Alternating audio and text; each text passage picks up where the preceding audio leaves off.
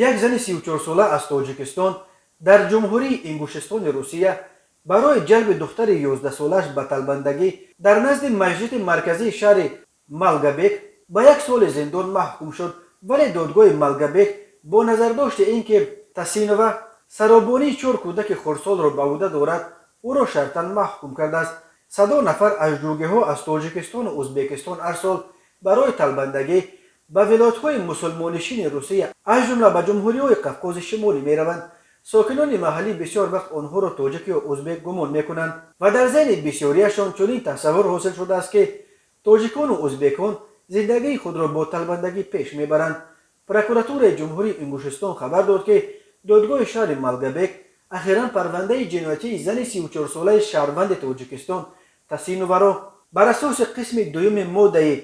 151 کودکس جنایتی روسیه جلب نابالغ از جانب والدان برای به طور دائمی مشغول شدن به طلبندگی بررسی کرده است. معین کرده شد که این زن سال 2020 در حدود مسجد مرکزی شهر مالگابک به طور منتظم از طریق دست خود را دراز کردن و از آدمان بیگانه پول و دیگر چیزهای ارزشمند طلبیدن دختر 11 ساله خود را به مشغول شدن به طلبندگی جلب کرده است. با این رفتار این زن پیش روی رشد معنوی و روانی و جسمانی کودک نابالغ را می‌گرفت. گفته می‌شود در اطلاعیه دادستانی دادگاه با در نظر داشت گناه خود را اعتراف کردن